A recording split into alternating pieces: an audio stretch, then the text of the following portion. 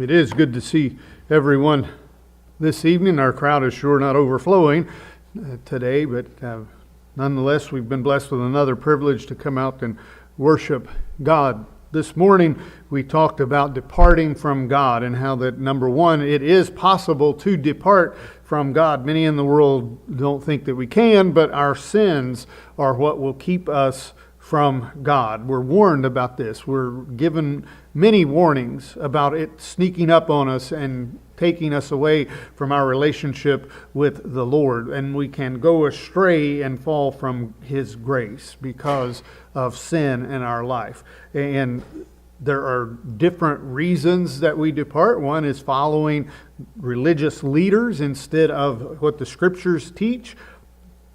Another is an overabundance of self-confidence, and we would call that a pride in me.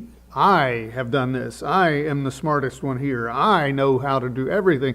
And then when we do that, we forget about God. And we have a very good example of that with Peter, because Peter was someone that shouldn't have fallen. He shouldn't have denied the Lord. He was with Him throughout His public ministry, witnessed all those things firsthand. And Jesus said, "You're going to deny me 3 times. No, I'm not.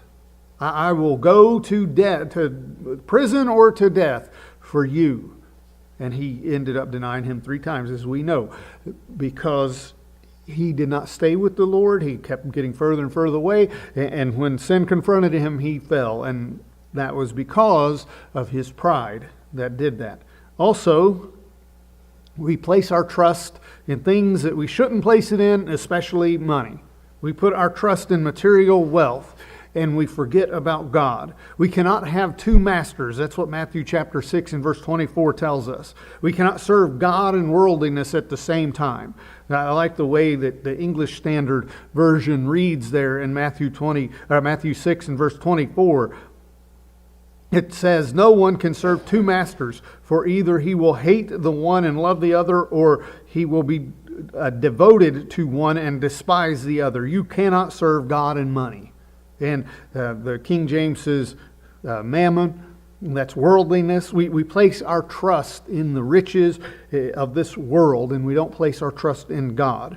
And we're going to put all of our attention and our focus will be on getting more money, or whatever the money will buy, because that's really the most important thing about it. But it gives us that security. And notice there's no middle of the road there. As we looked at last week, Jesus said we are either for Him or against Him. And as James said, we're either a friend of the world or we're going to be a friend of God. And here he says in Matthew 6 that we're either going to serve God or we're going to serve money. And the world places a great value on, no pun intended, on material possessions and what we have. And often we look down our nose at those who we don't consider materially successful. Well, you mean you don't have this? You don't have the latest and greatest of this, or all this stuff that we think we need? And marketing companies are very good at that. And it feeds into a desire that we have already in us to believe that we need these things to keep us happy. But Jesus tells us that we can either serve God or we can serve worldliness. We cannot have it both ways. As Stephen was thinking about what he wanted to do as he was getting ready to graduate high school and move on and what type of career, and we kept telling him as he was thinking about that, and still would, whatever it is, make sure it's something that won't hinder you from serving the Lord. But many are only interested in how much money they can make. They're not worried about a career that makes them happy or makes them a better person. They're worried about how much money they can make. And that's all they're interested in. They're chasing that wealth. Well, Paul warns us about that. About chasing wealth and loving money and coveting things that we can't have. Paul tells us in 1 Timothy chapter 6 and verse 9 that those who covet money, they go astray, they err. And that's what they're interested in. Is that what we're interested in? Beginning here in verse 9 of 1 Timothy 6, he says, "But those who desire to be rich fall into temptation and a snare, and into many foolish and harmful lusts, which drown men in destruction and perdition. For the love of money is the root of all evil, for which some have strayed from the faith in their greediness and pierced themselves through in many sorrows." They have went astray. We talked about going astray this morning and how that's possible. Of course, we need money to survive in this world. We could not live without it. We could not have enough to pay our bills and supply our needs without it. And hopefully we have enough left over to be able to help someone in their time of need. That's not what Paul is warning us about here. It's loving that money, wanting that money, and putting that ahead of everything else. And look at those that he was warning about. They perished because they were chasing after it. And the same can and will happen to us if we put that as our number one priority and place all our trust and happiness in that. I know I talk about it a lot. I personally have a pension that is waiting on me. And at this point, I was talking to somebody the other day and who is getting ready to retire in the next few days, and I said, if it came down to it, I would take a job cleaning the bathrooms, or I would prefer to clean the bathrooms over driving a bus and have to deal with all the kids. But I would do whatever I could to stay in that pension program, to keep that. But I'm try to be very careful that I don't allow myself to become like that rich farmer, the foolish rich farmer that Jesus talked about and warned us about, that he was looking towards his retirement. Look at all that I have laid up for me. And there are dozens of reasons why that pension that I have waiting, that I think is waiting on me, I may not see a dime of that money. It could technically go bankrupt before my retirement date comes. Or I could die before I retire and get to draw any of it out. What good will it have done me if that's the case, especially if I've forsaken the Lord in the process? When we put our love and our trust in material wealth, it is evident that we're going to be drifting away from God. If we think about it, all our financial security that we have right now, what is it? It's either based on a stock market or our money that we have in our pocket if we carry cash like the old-fashioned people do. It's based on the gold in Fort Knox. Well, there's rumors that that's not even there anymore. But that's what our country is backing that dollar off of. Our debt is out of control. Trillions and trillions of dollars just keep getting added to it. And that's where our security is coming from, and something that is temporary. We better make sure that our security is in God, and closely related to our love of money and its prosperity. That could be a problem for us if we have what we call the Midas touch. King Midas, everything he touched turned to gold. And what happened? We forget about God. How easily and how fast that can happen. I don't need anybody. Look at what all I've done. There's nothing wrong with working hard and providing for our family. Or there's no sin in being rich. We can't find that as a sin. We can find that as a hindrance and a difficulty. And Jesus said it's difficult for a rich person to enter heaven because of their trust in riches. The problem becomes like that rich farmer that we talked about a minute ago, when we replace our trust in God with our trust in our money and ourselves and our own prosperity. And God warned the Israelites of this as well over in Deuteronomy chapter 8 and beginning in verse 11. They had it all there. Deuteronomy 8 beginning in verse 11, beware that you do not forget the Lord your God by not keeping his commandments, his judgments, and his statutes, which I command you today, lest when you have eaten and are full, and have built beautiful houses and dwell in them, and when your herds and your flocks multiply, and your silver and your gold are multiplied, and all that you have is multiplied, when your heart is lifted up, and you forget the Lord your God who brought you out of the land of Egypt from the house of bondage. They had houses and flocks and beautiful homes and herds and gold, and they're being warned, when you start trusting in them, you're going to forget about God. And you're going to forget about all the blessings that He's given you, including bringing you out of slavery. And this passage starts with the very same word that our first passage did this morning. Beware.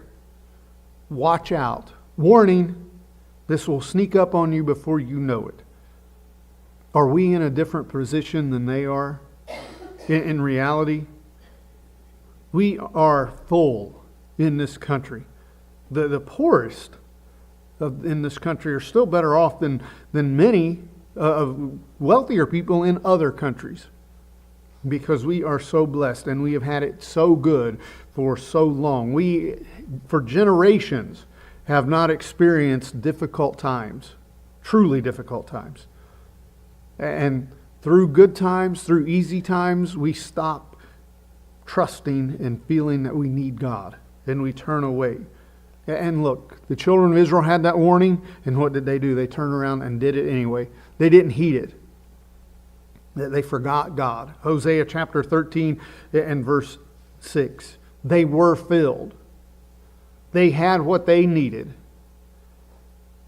but they were leaving God out. They had left Him and they had departed from Him during the good times. In Hosea chapter 13 and verse 6, it says, when they had pasture, they were filled. They were filled and their heart was exalted. Therefore, they forgot me. How sad it is. They were warned about that. When this happens, you're going to forget about the Lord. And here it did. They had all that they needed physically, and they forgot about the Lord. They were placing their trust in these physical things over God and pleasing Him. And is that not just like the church at Macedonia? At Laodicea? We've looked at this passage a couple times in the past 2 or 3 weeks. In Revelation chapter 3 and verse 14, there was a vast difference in what they thought and what they were. They thought they were in good shape. In verse 14, beginning here in Revelation chapter 3, and to the angel of the church of the Laodiceans write, these things says the Amen, the faithful and true witness, the beginning of the creation of God. I know your works, that you are neither cold nor hot. I wish you were cold or hot. So then, because you are lukewarm and neither cold nor hot, I will vomit you out of my mouth, because you say, I am rich and have become wealthy and have need of nothing, and do not know that you are wretched, miserable, poor, blind, and naked. They were just the opposite of how they saw themselves. They thought they were rich. God saw them differently. They let their trust, and they probably were material wealthy in material standards. And that's what they were basing their security on. They let their materialism turn them from God. Also, another verse that we've looked at the past couple of weeks as well, and I don't know how come I have so many duplicates in here with this lesson. It was not intentional. But the love of the world will turn us from God. We start loving the things that this world has to offer us in 1 John chapter 2 and in verse 15. 1 John chapter 2 and in verse 15. And it has such a strong pull over us because it pleases us now. Do not love the world or the things in the world. If anyone loves the world, the love of the Father is not in him. For all that is in the world, the lust of the flesh, the lust of the eyes, and the pride of life, is not of the Father, but is of the world. And the world is passing away in the lust of it. But he who does the will of God abides forever. Let me get to the right slide here. The love of the world will take us away. We have a sad example of that in 2 Timothy chapter 4 and verse 10 with Demas. He forsook Paul and turned away from the Lord because of his love of this present world. In 2 Timothy chapter 4 and in verse 10, for Demas has forsaken me, having loved this present world, and has departed for Thessalonica, Crescens to Galatia, Titus to Dalmatia. Imagine, very similar to that of Peter and Jesus, but imagine being with Paul and being near him and having the privilege of hearing him teach the gospel. I can't imagine what that would have been like to say that I am with the Apostle Paul. To have sat and listened to him talk, imagine what that would be like. But then to pack up and leave him alone when he needed help the most because of love for this present world. How sad that is to think. Now the others that were mentioned, he didn't mention them as leaving for sin. They had left for other reasons. But Demas left because of his love of this world. But you know what? Is that any different? Us leaving the Lord now, is that any different? We have the words of the Apostle Paul. We have his writings through the inspired Word of God. Just like Peter with Jesus, we have the written account of him. John tells us that we have all that we need to believe. We don't need to be with him to believe. We have the inspired Word of God that should give us enough faith to believe. And we're turning our back and we're walking away from them and going back into the world. We do that because of the deceitful nature of sin. We forget how tricky that sin is. Hebrews 13 and verse 3, we read around this verse this morning, but we can become hardened by sin so fast that it creeps up on us. In Hebrews 13 and verse 3, but exhort one another daily, while it is called today, lest any of you be hardened through the deceitfulness of sin. How much do we want to be deceived in this physical world? We don't want to be taken advantage of. We get texts and people trying to separate us from our money all the time. We don't want to be, and we're always on guard because we don't want to be deceived. And we're always skeptical, as we should be, if somebody comes to us. I should have all kinds of money from the messages I get on LinkedIn. I am apparently highly desirable for these companies and a future project that they have coming up. Money should just be coming in hand over fist. Well, that's some scammer trying to get me. And of course, they'll get me when I contact them back and give them some kind of access to my financial info so they can start paying me for this project. They're trying to deceive me. Now, the devil and sin is no different, except the consequences are so much greater. If we're deceived on this earth and swindled out of a few $100s or something like that, in the big scheme of things, that's not the end of the world. But if I'm deceived by sin and I lose my soul, what will that mean? It will mean everything. Another reason for departing from God is influence from worldly friends. All the people that we care about so much, that we love, that rub off on us. 1 Corinthians chapter 15 and verse 33. And there are many subpoints of how association with those in the world will pull us away from God that we can make. But in 1 Corinthians 15 and verse 33, do not be deceived. Evil company corrupts good habits. We've talked about the need for withdrawal of fellowship from those who are involved in sin because they refuse to stop, and their effect that they can have on the rest of the entire congregation. If the congregation has done what it's supposed to and withdraws from that sinning member, then we could look at us and say, well, are we still associating with them? Or how about society as a whole? Those who are involved in sin and we bring them in as our closest confidants and friends, their worldliness will rub off on us.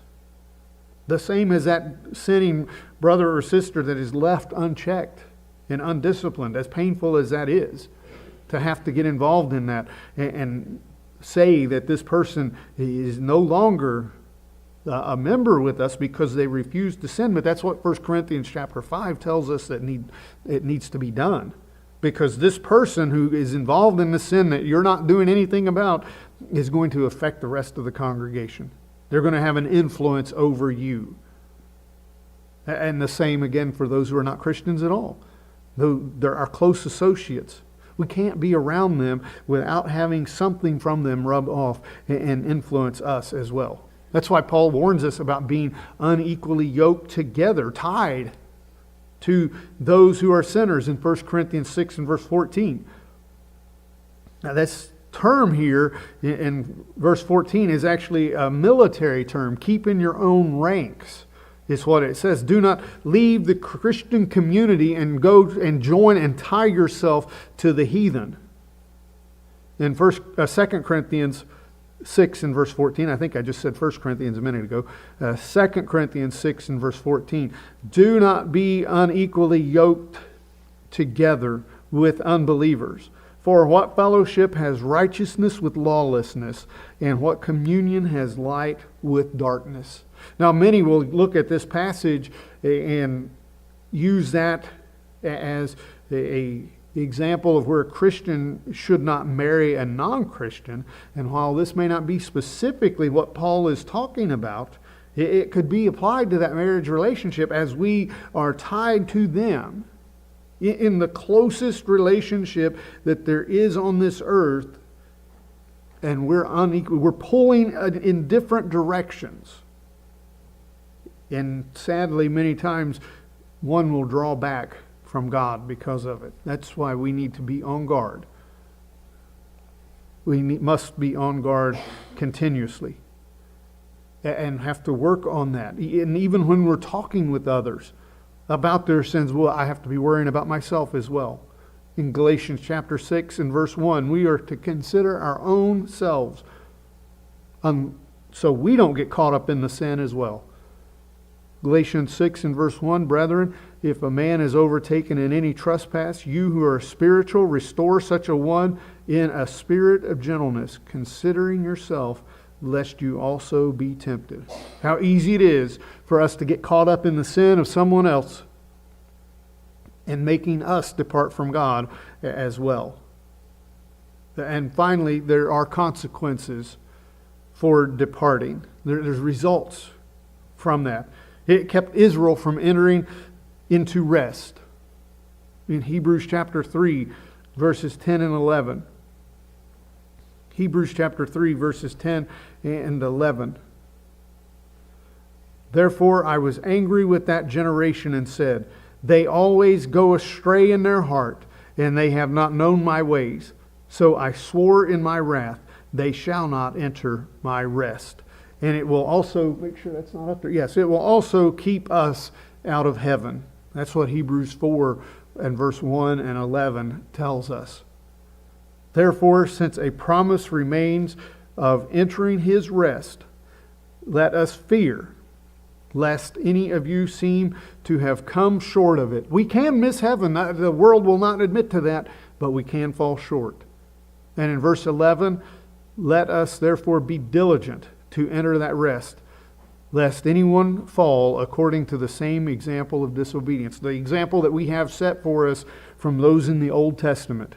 Those who did fall, who did not enter the rest. The entire generation of Israelites that left Egypt did not make the promised land of Canaan because of their disobedience. They had fallen from God's grace. They departed from His word. So we need to always be on guard and work to make sure that we never depart from the Lord. Our soul is at stake. It's far too serious to be uncertain or unwilling to work to make sure that that doesn't happen. Today we saw how fast life can change. The man that Dad announced was someone that I knew. Jenny knew him very well through work. Very nice guy, very hardworking, someone that we would, I called him long before this happened. I said, this man he's the salt of the earth. He's someone that shows up and he works hard and goes about his way quietly to help others, doesn't want recognition, didn't want the spotlight. Just one of the finest people you would have ever met. He went to sleep last night and he did not wake up this morning. He had plans. His plans were to go to the Indy 500 today. He had plans to work on Tuesday. I know his calendar and his to-do list was probably very long there. It changed. He's not an old person. We were talking about that this afternoon. Not that we can ever truly expect the finality of death, but when it's somebody that's old or somebody in failing health, well, we can kind of understand that a little bit better. And we think it only happens to those people. But it doesn't. That's why we're told to be prepared. So if we're not prepared, let's make sure that we are, while we have this opportunity to think about the condition of our soul as we stand and sing.